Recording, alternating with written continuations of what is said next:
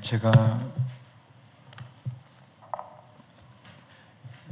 해외 비전교회를 담당하고 있어서 그 이취임의 예배에 이제 자주 가서 이렇게 인도하고 설교하게 됩니다. 이제 한국에 11개 온누리교회가 있고 그 해외에 29개 온누리교회가 있습니다. 그래서 더하면은 40개 온누리교회가 있는데 40개가 있다 보니까 그 담당 목사님들 이취임이 40개니까 적어도 1년에 한 번 내지 2번, 뭐 많으면 이렇게 더 있게 되는데, 그 성도님들이 제가 늘 느끼는 건데, 이렇게 어떻게 반응해야 될지, 이침 예배에. 그러니까 떠나는 분을 위해서 너무 울면 또 새로운 분한테 찍힐 것 같고, 그렇다고 또 새로운 분을 너무 환영하면 또 떠나는 분한테 배신감을 줄 것 같고, 약간 어려운 그 관계인데, 우리 사회 보신 우리 김경 목사님이나 아까 그 대학 청년부 너무 은혜 많이 받았습니다.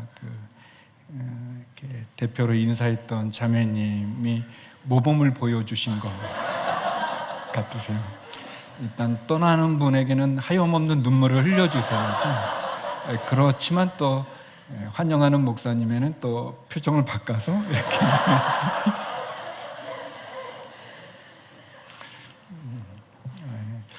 그렇지만 특별히 제가 이렇게 많은 이침 예배에 갔었지만 우리 떠나시는 우리 유영문 목사님에 대한 우리 오클랜드 온누리교회 성도님들의 그 마음의 사랑을 짧은 시간이지만 많이 느낄 수 있었습니다.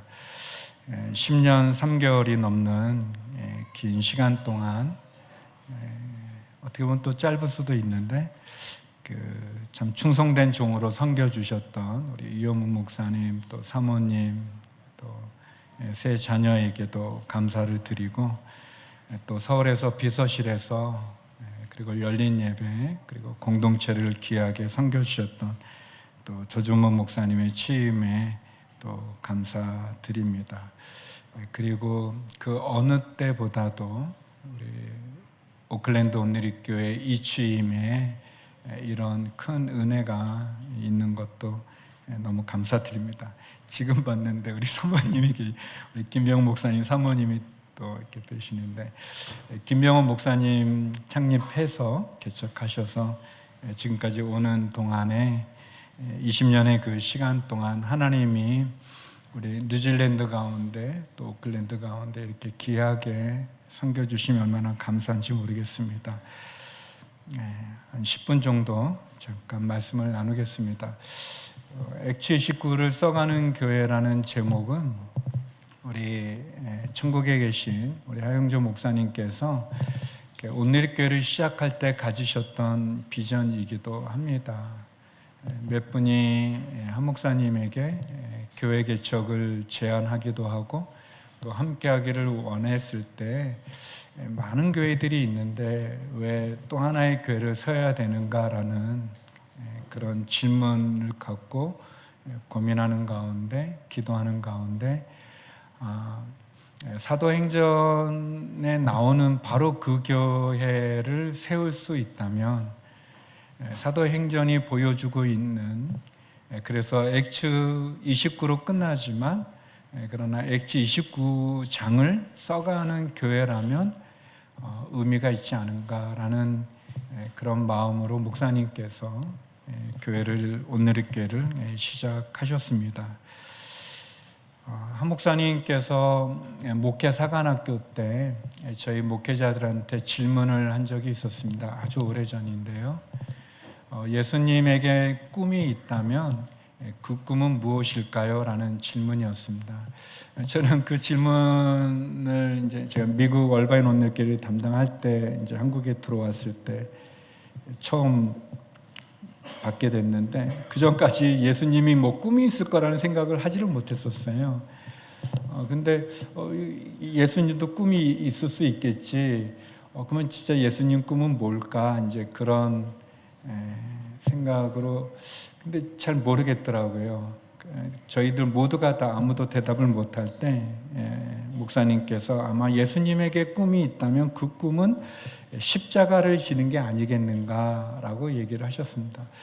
생각해 보니까 맞을 것 같아요. 예수님 십자가 지기 위해 이 세상에 오셨고 또 십자가의 길이 아니면 가지 않으셨지 않습니까? 더 십자가의 길을 막는 사람이 있다면 그게 사랑하는 제자여도 예수님 굉장히 강하게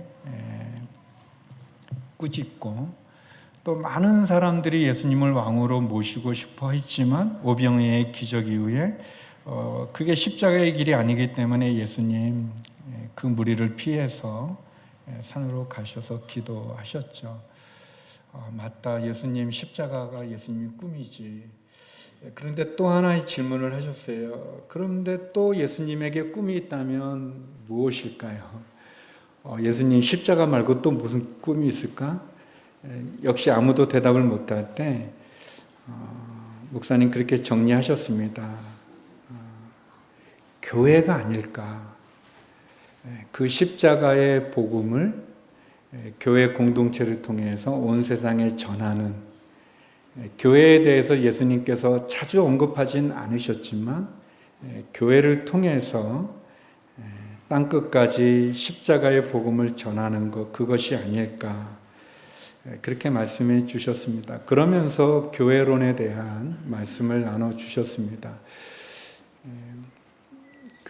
안 목사님께서 사도행전적 바로 그 교회를 꿈꾼다는 책이 있습니다. 아마 여러분들 임직 훈련 받을 때 읽고 그랬을 것 같은데, 거기에 보면 10가지로 사도행전에 나오는 교회론에 대해서 10가지로 정리를 하셨어요. 그런데 이제 제가 오랜 경험에서 그 10가지를 다 하면 성도님들이 좋아하지 않는다는 걸 알게 됐어요.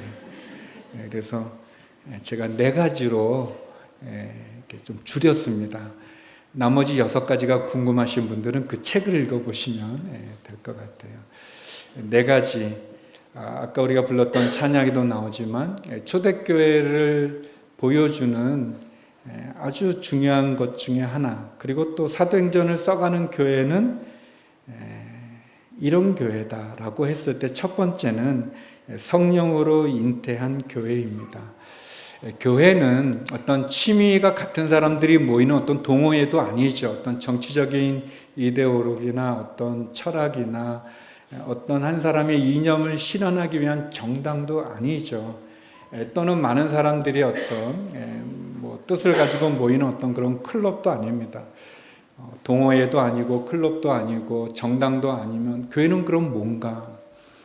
교회는 성령님께서 시작하시고 또 성령님께서 운행하시고 성령의 은사를 가진 사람들이 성령의 열매를 맺어가는, 예수 그리스도를 구주로 고백하는 성도들이 성령에 의해서 시작되는 교회, 그게 사도행전이 우리에게 보여주는 교회의 모습이죠.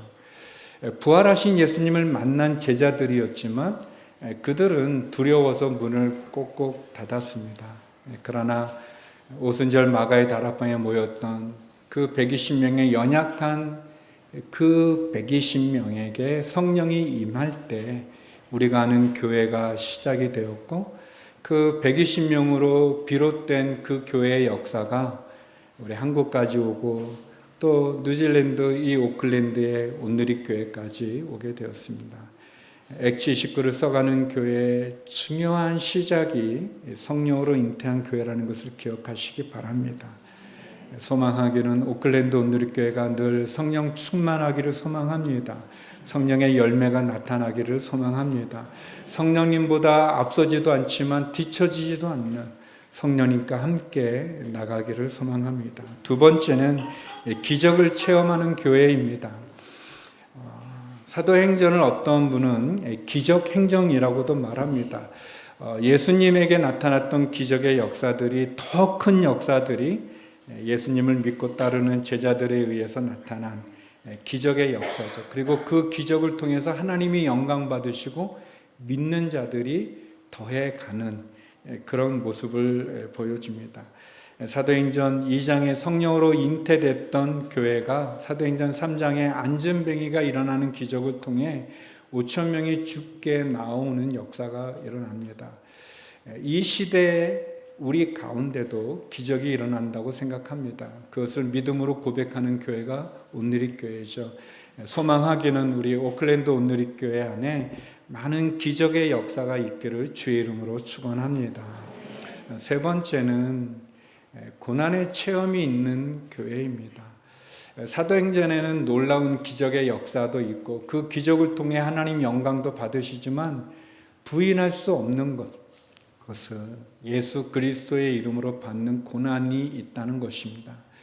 저는 사도행전을 기적행전으로 이름 붙일 수도 있겠지만 그것보다도 어떤 분의 표현처럼 사도행전은 고난행전이다라는 그 표현이 더 마음에 듭니다. 왜냐하면 우리가 예수 그리스도를 믿는다는 것은 이 세상에서 많은 기적을 행하기도 하지만 예수님의 이름으로 고난을 받는다는 사실입니다. 그런 점에서 만약 우리들이 이 시대를 살아가는 우리들이 주님의 이름으로 받는 고난이 내 삶 속에 없다면 우리는 하나님 앞에 무릎을 꿇고 기도해야 될 겁니다. 하나님 왜 저를 포기하시려 합니까? 예수 그리스도를 믿는다는 것은 우리가 고난의 길을 간다는 것을 의미합니다. 고난을 선택한다는 것을 의미합니다. 넓고 편한 길이 아니라 좁고 험한 길을. 그러나 사도행전에 나오는 제자들이 주의 이름으로 받는, 주의 이름을 위해 모욕당하는 것을 합당하다고 생각하며 기뻐하며 떠났던 그것처럼, 그리고 주의 이름으로 받는 고난을, 그리고 그 고난의 흔적이 그의 몸 가운데 삶 가운데 있기를 소망했던 바울처럼 오클랜드 온누리교회가 주님의 이름으로 받는, 복음을 위해서 받는 고난에 참여하고 고난의 흔적을 가지고 그 고난으로 주님 앞에 설 수 있는 오클랜드 온누리교회가 되기를 주의 이름으로 축원합니다. 우리의 자랑이 주의 이름으로 성령으로 일어나는 기적도 자랑하지만 그 기적과 함께 주님의 이름으로 복음으로 받는 그 고난을 자랑할 수 있기를 소망합니다. 무엇보다도 개인적으로 유영문 목사님께서 여러분에게 보여주셨던 10년의 목회의 삶이 주를 믿는 성도의 삶이 어떠해야 되는지를 아마 보여주시고 그것이 단지 말로만이 아니라 삶으로 보여주셨을 거라고 생각합니다. 사랑하는 오클랜드 온누리교회 성도 여러분, 주의 복음을 위해 받는 고난을 기뻐하시고 그 고난의 자리에 설 수 있는 우리 모두가 되기를 소망합니다. 마지막으로 사도행전을 써가는 교회는 땅끝까지 복음을 전하는 교회입니다. 액츠 29를 써간다는 그 비전 자체가 그것이 아니겠습니까? 주님이 오시는 날까지 우리가 복음을 전하는 것입니다. 저도 몇 차례 교회를 담당하고 또 이취임을 했었습니다. 그렇지만 제가 목회를 계획할 때, 제 이취임할 때 아우리치로 팀을 보내지는 않았어요. 있어야지. 이 자리에 있어야지. 그 전에 가든지 또는 그 후에 가든지 이취임은 있어야지. 제가 왔는데 피지에 19분인가요? 아무튼 아우리치를 갔다는 거예요. 근데 그거를 왜 얘기하게 됐냐면 인솔하셨던 부목사님 장인 어른께서 돌아가셨기 때문에 이제 그걸 저한테 설명하느라고 얘기해요. 제가 아니 이취임인데 어디 아우리치를 가셨나? 그러면서 오클랜드 온누리교회 영성과 유현무 목사님의 영성을 볼 수 있었습니다. 사랑하는 오클랜드 온누리교회 성도 여러분, 그 온누리교회가 40개지만 처음 시작은 그 이촌동에 있는 서빙고에 있는 온누리교회에 시작이 됐는데 그 온누리교회에 머릿돌이 있습니다. 보통 머릿돌에는 이제 교인 명부와 또 이제 중요한 그냥 머릿돌 뭐 해가지고 이렇게 적혀 있는데 처음 시작됐던 온누리교회 머릿돌에는 다른 게 없고 그냥 성경 한 구절이 적혀 있습니다.